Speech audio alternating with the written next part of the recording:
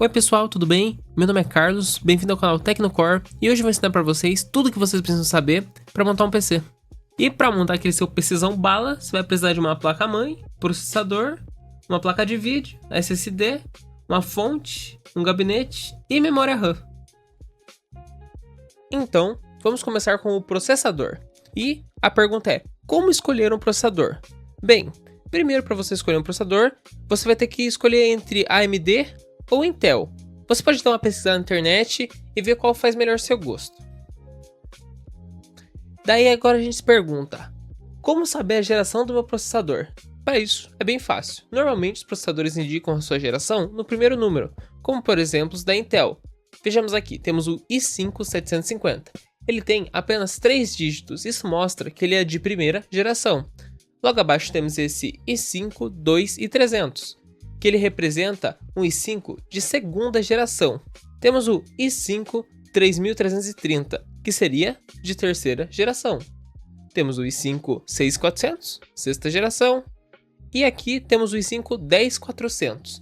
Neste caso, ele seria de décima geração, pois agora ele tem 5 dígitos. Então você vai pegar os primeiros 2 dígitos.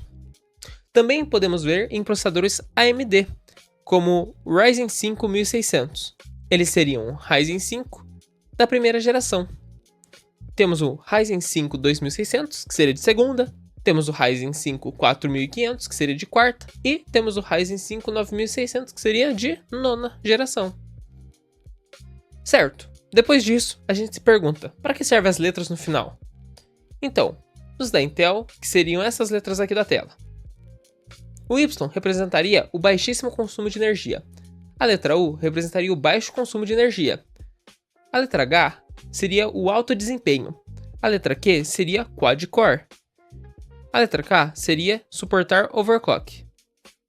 A letra F seria sem vídeo integrado. Também temos os da AMD,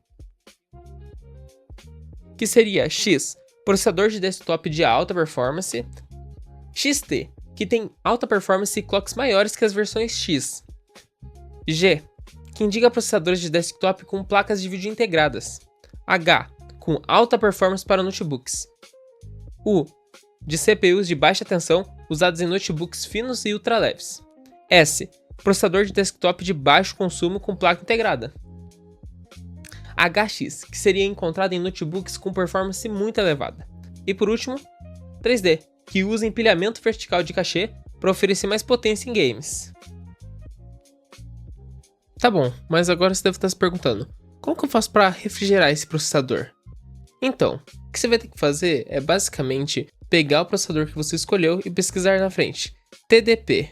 Você vai ver o TDP, que seria o TDP mínimo, e daí você pesquisa um cooler com um TDP maior que esse TDP mínimo. Uma coisa que você tem que prestar atenção também é no socket do seu processador. Se o seu processador escolhido for, por exemplo, um Ryzen 5500, você vai pesquisar e vai ver que o socket dele é a M4. Então você vai ter que escolher um cooler que o socket é a M4. Agora, vamos falar da placa de vídeo. Como escolher uma placa de vídeo? Na verdade, vai depender muito do seu processador, mas no geral você só não pode pegar uma peça muito melhor que a outra. Por exemplo, um i5-750 e uma RTX 4060. Essa configuração não vai funcionar bem porque a placa de vídeo é muito mais forte que o processador e o processador vai acabar barrando muito a placa de vídeo. Então, você pode optar por um Ryzen 5500 e uma RX 6600. Quando você escolher a sua placa de vídeo, aconselho você ver uns vídeos dela, de alguém testando o conjunto do processador e a placa de vídeo, para ver se você gosta do desempenho ou se não quer trocar por outra. Uma coisa muito importante também é a marca da placa de vídeo. Compre de marcas conhecidas e que garantem um hardware de qualidade. E a memória dela. Se for jogar jogos mais recentes, aconselho que sua placa tenha pelo menos 8 GB. Agora vamos falar um pouquinho sobre o SSD. No caso, eu aconselho que você compre o SSD e não um HD, porque ele é mais rápido, ele é melhor. E vamos falar um pouquinho sobre o SSD M.2. Muita gente confunde o SSD M.2 com o SSD NVMe. Eles são diferentes. O SSD M.2 é um SSD SATA também, como um SSD normal. A diferença do SSD para o SSD com o NVMe é a velocidade de leitura. O SSD SATA chega até 550 MB de leitura, enquanto o SSD com NVMe pode ultrapassar 7.000 MB. Também presta atenção na marca dos SSD, não vai me comprar o SSD do AliExpress de R$20 que não dá certo, né? Para escolher uma fonte, não tem muito segredo. Você vai pegar, pesquisar o TDP de cada um dos componentes do computador, vai somar todos e daí vai dar o valor que ele precisa para ser alimentado. Depois, você soma com mais 25% para ter uma folga. Existem vários sites que fazem esse cálculo para você, basta você ir no Google e pesquisar Power Supply Calculator. Você vai preencher os campos e ele vai te voltar quantos watts você precisa. Depois, é só você ir na calculadora e somar mais 25%. E daí, você tem o valor da fonte que você precisa. Você pode arredondar esse valor um pouquinho para cima também, para ter um pouquinho mais de folga. Afinal, é melhor sobrar do que faltar, não é mesmo?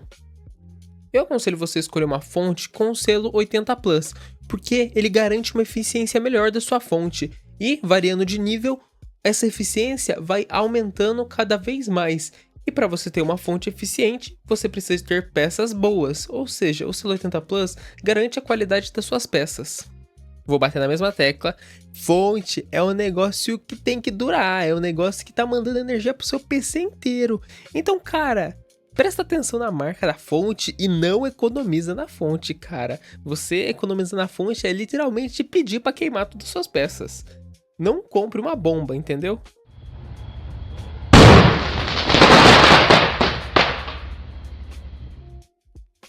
Para escolher a memória RAM, não tem segredo nenhum.